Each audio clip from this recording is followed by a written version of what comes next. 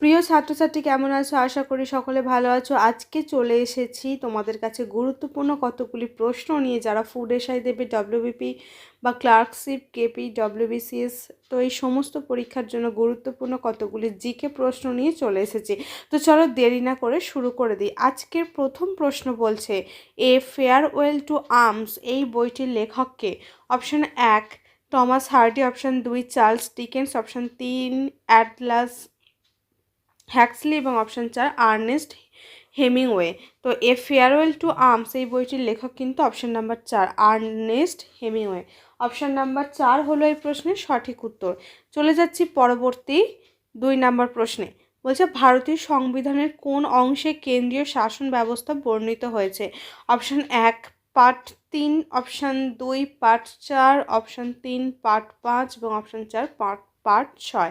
তো এই প্রশ্নের সঠিক উত্তর হবে অপশন নাম্বার 3 পার্ট 5 বা পার্ট 5-এ ভারতীয় সংবিধানের কেন্দ্রীয় শাসন ব্যবস্থা সম্পর্কে বর্ণনা করা হয়েছে। চলে যাচ্ছি পরবর্তী 3 নাম্বার প্রশ্নে। বলছে কোন গ্রিক রাজা দ্বিভাষিক মুদ্রার প্রচলন করেন? অপশন 1 ডিমিট্রিভিস, অপশন 2 প্রথম মেন্দানস, অপশন 3 আলেকজান্ডার, অপশন 4 এদের কেউ নয়। তো এই প্রশ্নের সঠিক উত্তর হবে অপশন নাম্বার 1। চলে যাচ্ছি পরবর্তী 4 নাম্বার প্রশ্নে। বলছে কোন দেশের অনুকরণে ভারতের সবুজ বিপ্লবের ধারণা গৃহীত হয়? Option 1 Ukraine, option 2 Germany, option 3 চীন এবং অপশন 4 মেক্সিকো। তো এই প্রশ্নের সঠিক উত্তর হবে অপশন নাম্বার 4 মেক্সিকো। মেক্সিকোর অনুকরণে কিন্তু আমাদের ভারতের সবুজ বিপ্লবের ধারণাটি গৃহীত হয়। অপশন নাম্বার 4 হলো এই প্রশ্নের সঠিক উত্তর। চলে যাচ্ছি পরবর্তী 5 নাম্বার প্রশ্নে। বলছে সোনালী চতুর্ভুজের মোট দৈর্ঘ্য কত? অপশন 1 7142 কিমি, অপশন 2 8815 কিমি, অপশন 3 5846 কিমি, অপশন 4 3142 কিমি। তো এর প্রশ্নের সঠিক উত্তর হবে অপশন নাম্বার 3 5846 কিমি। অপশন নাম্বার 3 হলো এই প্রশ্নের সঠিক উত্তর। চলে যাচ্ছি পরবর্তী 6 নাম্বার প্রশ্নে। বলছে এটা মরু উদ্ভিদের হবে। মরু উদ্ভিদের যে মোটা মোমের প্রলেপ থাকে তাদের কি বলা হয়? Option 1 cutin, option 2 lignin, option 3 cellulose, option 4 ribs. তো এই প্রশ্নের সঠিক উত্তর হবে অপশন নাম্বার 1 কিউটিন। মরু উদ্ভিদের যে মোটা একটা মোমের প্রলেপ থাকে তাকে বলা হয় কিন্তু কিউটিন। অপশন নাম্বার 1 হলো এই প্রশ্নের সঠিক উত্তর। চলে যাচ্ছি পরবর্তী 7 নম্বর প্রশ্নে। বলছে চৌসার যুদ্ধ কাদের মধ্যে হয়েছিল? অপশন 1 বলছে গুজরাটের বাহাদুর শাহ এবং হুমায়ুন, অপশন 2 হুমায়ুন এবং শেরশাহ, অপশন 3 আকবর এবং রানা প্রতাপ, অপশন 4 জাহাঙ্গীর এবং রানা অমর সিংহ। তো চৌসার যুদ্ধ কিন্তু হয়েছিল অপশন নাম্বার 2 হুমায়ুন এবং শেরশাহের মধ্যে। অপশন নাম্বার 2 হলো এই প্রশ্নের সঠিক উত্তর। চলে যাচ্ছি পরবর্তী 8 নাম্বার প্রশ্নে। বলছে জওহরলাল নেহেরু গণপরিষদে অবজেক্টিভ রিসলিউশন বা উদ্দেশ্যমূলক সংক্রান্ত প্রস্তাবটি কবে উত্থাপন করেন? অপশন কি বলেছে? অপশন 1 26শে জানুয়ারি 1949, অপশন 2 13ই ডিসেম্বর 1946, অপশন 3 22শে জানুয়ারি 1947, অপশন 4 25শে সেপ্টেম্বর 1947। তো এই প্রশ্নের সঠিক উত্তর হয়ে যাবে অপশন নাম্বার 2 13ই ডিসেম্বর 1946 খ্রিস্টাব্দে। অপশন নাম্বার 2 হলো এই প্রশ্নের সঠিক উত্তর। চলে যাচ্ছি পরবর্তী 9 নাম্বার প্রশ্নে। বলছে ভারতের 35 বছরের কম বয়সী জনসংখ্যার শতাংশ কত? অপশন 1 বলছে 45, অপশন 2 55, অপশন 3 65, অপশন 4 75। বলছে ভারতের 35 বছরের কম বয়সী জনসংখ্যার শতাংশ কত পার্সেন্ট? তো এই প্রশ্নের সঠিক উত্তর হবে অপশন নাম্বার 3 65%। অপশন নাম্বার 3 হলো এই প্রশ্নের সঠিক উত্তর। চলে যাচ্ছি পরবর্তী 10 নাম্বার প্রশ্নে। বলছে ভারতের জাতীয় টিকা দিবস কবে পালন করা হয়? অপশন 1 16ই মার্চ, অপশন 2 19শে মার্চ, অপশন 3 11ই মার্চ, অপশন 4 17ই মার্চ। তো জাতীয় টিকা দিবস পালন করা হয় অপশন নাম্বার 1 16ই মার্চ। অপশন নাম্বার 1 হলো এই প্রশ্নের সঠিক উত্তর। চলে যাচ্ছি পরবর্তী 11 নম্বর প্রশ্নে। বলছে প্রথম হুন আক্রমণ কার শাসনকালে হয়েছিল? অপশন বলছে Skandagupta, option 2 Kanishka, option 3 Samudragupta, option 4 Kumaragupta. প্রথম হুন আক্রমণ হয়েছিল কিন্তু কার আমলে? অপশন নাম্বার 1 স্কন্দগুপ্তের আমলে। অপশন নাম্বার 1 হলো এই প্রশ্নের সঠিক উত্তর। চলে যাচ্ছি পরবর্তী 12 নম্বর প্রশ্নে। বলছে কোন ভিটামিনের অভাবে রিকেট রোগ হয়? Option 1 vitamin C, option 2 vitamin A, option 3 vitamin D, option 4 vitamin K. তো রিকেট রোগ হয় কিন্তু অপশান নাম্বার 3 ভিটামিন ডি রোগের অভাবে। অপশান নাম্বার 3 হলো এই প্রশ্নের সঠিক উত্তর। চলে যাচ্ছি পরবর্তী 13 নম্বর প্রশ্নে। বলছে ইংরেজরা কত সালে বোম্বেকে পর্তুগিজদের থেকে ছিনিয়ে নিয়েছিল? Option 1 1662, option 2 1612, option 3 1600, option 4 1695। ইংরেজরা কত সালে বোম্বেকে পর্তুগিজদের থেকে ছিনিয়ে নিয়েছিল? তো এই প্রশ্নের সঠিক উত্তর হবে অপশান নাম্বার 1 1662 সালে। অপশান নাম্বার 1 হলো এই প্রশ্নের সঠিক উত্তর। চলে যাচ্ছি পরবর্তী 14 নম্বর প্রশ্নে। বলছে কোন পাহাড়ের দক্ষিণাংশে কার্সিয়াং শহর অবস্থিত? অপশানগুলো কি বলেছে? অপশান 1 রেনিগাঙ্গা, অপশান 2 টাংলা, অপশান 3 ঋষিলা এবং অপশান 4 টাইগার হিল। তো কার্সিয়াং শহর অবস্থিত কিন্তু কোথায়? টাইগার হিলে। অপশান নাম্বার 4 হলো এই প্রশ্নের সঠিক উত্তর। চলে যাচ্ছি পরবর্তী নম্বর প্রশ্নে। বলছে জাতিসংঘ সাধারণ পরিষদের কার্যালয় কোথায় অবস্থিত? Option 1 Vienna, option 2 new York, option 3 Paris, option 4 Zurich. তো এই প্রশ্নের সঠিক উত্তর হবে অপশান নাম্বার 2 নিউ ইয়র্কে। জাতিসংঘের সাধারণ পরিষদের কার্যাবলী কিন্তু অবস্থিত কোথায়? নিউ ইয়র্কে। অপশান নাম্বার 2 হলো এই প্রশ্নের সঠিক উত্তর।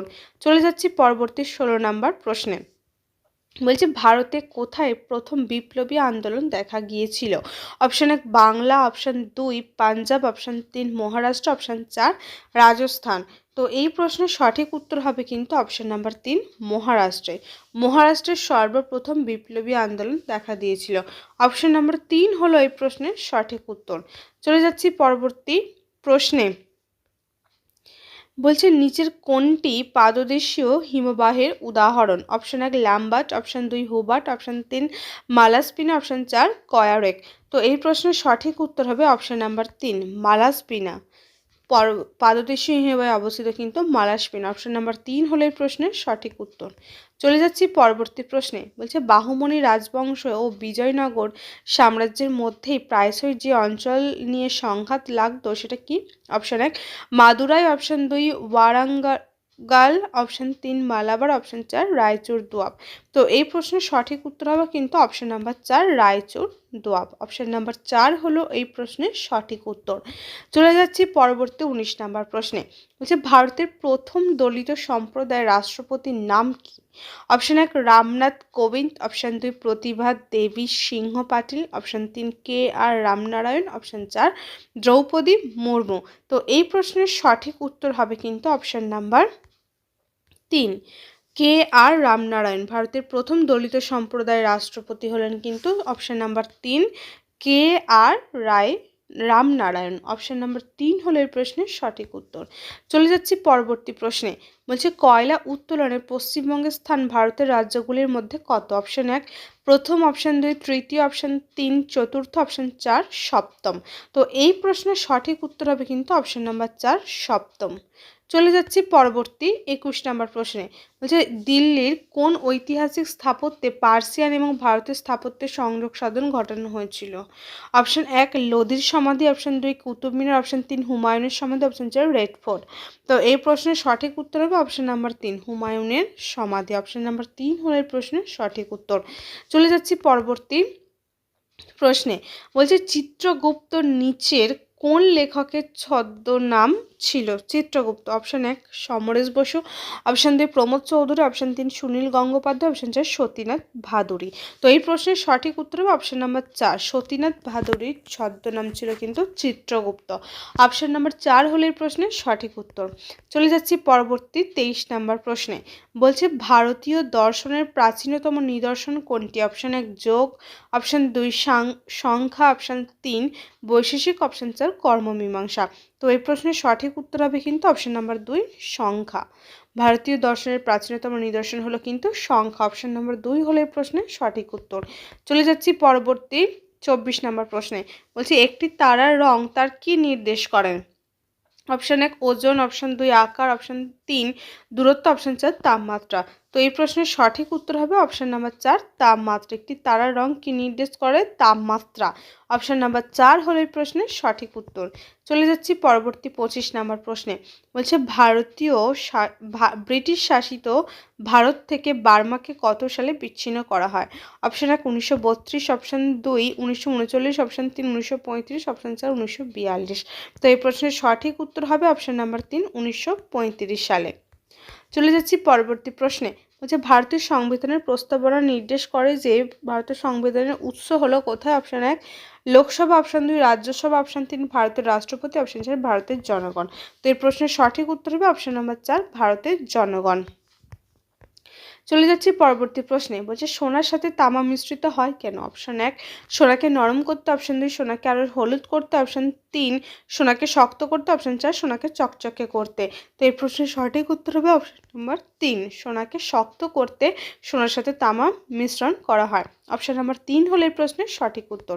চলে যাচ্ছি পরবর্তী প্রশ্নে। বলছে লুনি নদী কোথায় পতিত হয়েছে? অপশান 1 রাক্স হ্রদ, অপশান 2 আনাসাগর হ্রদ, অপশান 3 খাম্বাত উপসাগর এবং অপশান 4 হলো কোথায়? কচ্ছের রণ। তো এই প্রশ্নের সঠিক উত্তর হবে কিন্তু অপশান নাম্বার 4 কচ্ছের রণ। লুনি নদী পতিত হয়েছে কিন্তু কচ্ছের রণে। অপশান নাম্বার 4 হলো এই প্রশ্নের সঠিক উত্তর। চলে যাচ্ছি পরবর্তী প্রশ্নে। বলছে বরদৌলি সত্যাগ্রহের নেতা কে ছিলেন? Option 1 Sardar Vallabhbhai Patel, option 2 Mahatma Gandhi, option 3 Vithalbhai J Patel, option 4 Mahadev Desai. তো বরদৌলি সত্যাগ্রহের নেতা ছিল কিন্তু option number 1 Sardar Vallabhbhai Patel. Option number 1 হলো এই প্রশ্নের সঠিক উত্তর। চলে যাচ্ছি পরবর্তী আজকে লাস্ট প্রশ্নে। বলছে দ্য গাইড বইয়ের লেখক কেন? অপশান 1 আর কে লক্ষণ, অপশান 2 আর কে সিংহ, অপশান 3 আর কে নারায়ণ, অপশান 4 রাজ কাপুর। তো দ্য গাইড বইয়ের লেখক হলেন কিন্তু অপশান নাম্বার 3 আর কে নারায়ণ। তো ছাত্রছাত্রীরা এই ছিল আজকের প্রশ্ন। আশা করছি প্রশ্নগুলো তোমাদের খুবই উপকারে লাগবে। যদি এই ভিডিওটা তোমাদের ভালো লেগে থাকে তাহলে অবশ্যই একটি লাইক করো এবং কমেন্টে জানিও ভিডিওটা কেমন লেগেছে। তো সকলের সাথে দেখা হচ্ছে পরের কোনো ভিডিওতে। সকলে ভালো থেকো, সুস্থ থেকো, ধন্যবাদ।